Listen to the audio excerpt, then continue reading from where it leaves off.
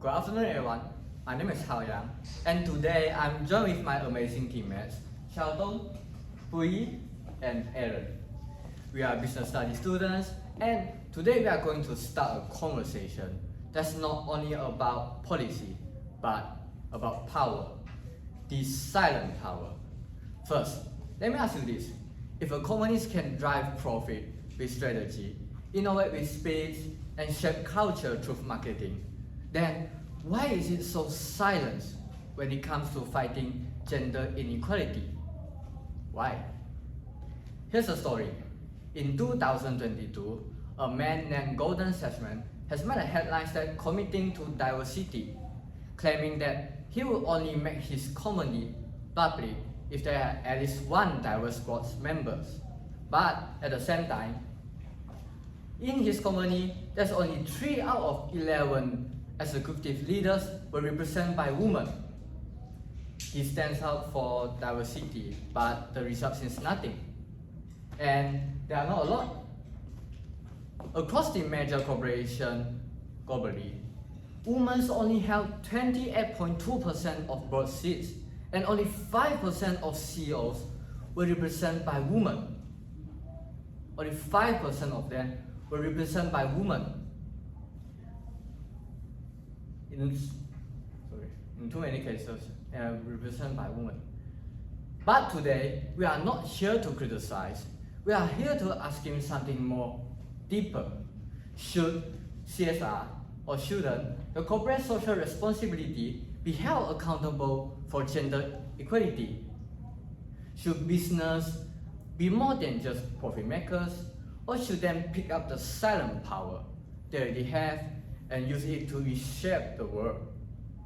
This is a topic that affects all of us, students like us entering the workplace, professionals entering the workforce, and members of social detectives when gender equality is more than just a slogan.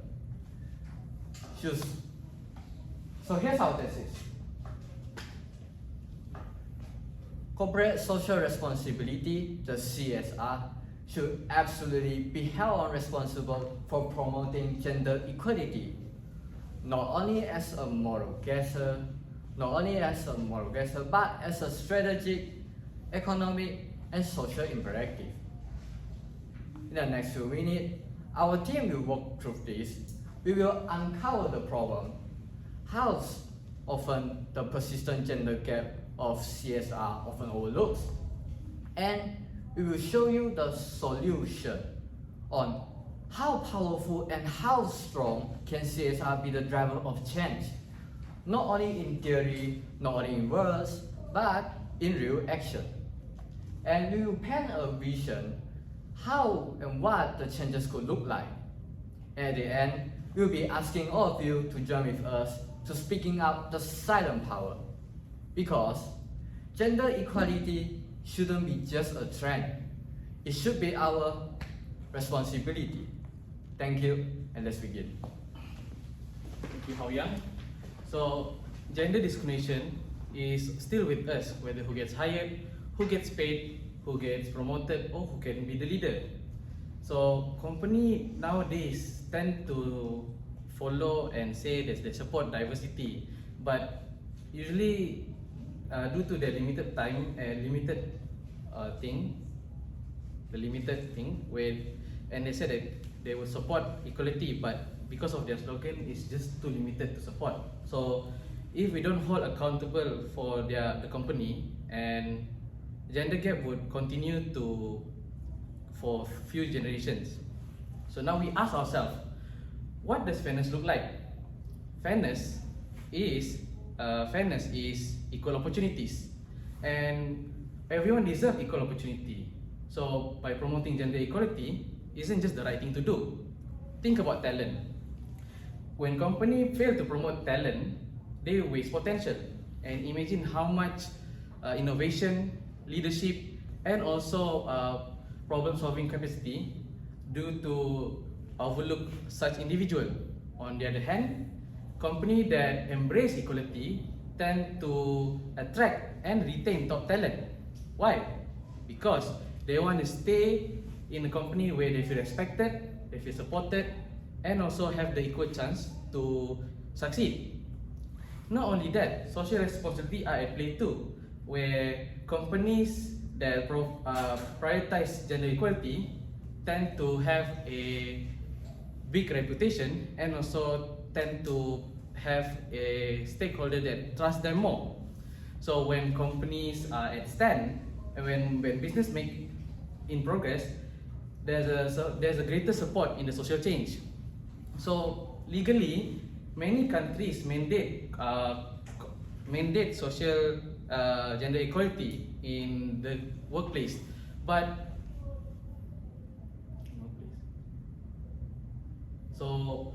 then companies shouldn't comply to the law itself, but also have ethical standard. That's where ethical leadership comes in, where it sets the tone of when company led by example, others will follow. So, what can we do? We must urge the term gender equality evolve from change to action, and from words to action. So one of the ways we need to adjust the company's policy so that it's at its relevant state. Every step of the company's planning must also consider the gender perspective, also which is one of the way, which is recruitment, planning, and practices. Not only that, organizational practice also needs to change. Organization culture needs to change, where discriminatory practices must be eliminated. And then training awareness is also as important, because it lets the manager and HR leads have the equip and ability or skills that also notices gender biases. Lastly, a work-life balance, because most of the time women are expected to balance the professional life and also caregiving responsibilities. So companies should companies should also introduce a work-life balance for both companies so that they can thrive at work and also at home. So I'll pass to Joey for the. Thank you, Eric. Now I will talk about the gender equality in the workplace. Let's consider a real-world example of Coca-Cola, a brand that we all know and love. But did you know that behind the smile and advertisements, there's a real problem with how they pay their employees? At Coca-Cola, women make about 6.3% less than men on average.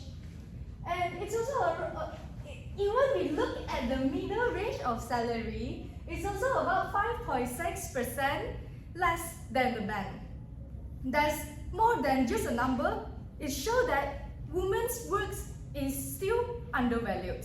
So let me ask you guys, if you are working under Coca-Cola and you are being paid unfairly, what would you think? What would you feel? So next, move forward to the key management personnel. There's around 67% of men are working under key management positions, and for the managers, it's around 54% of men. It's just slightly more than the men.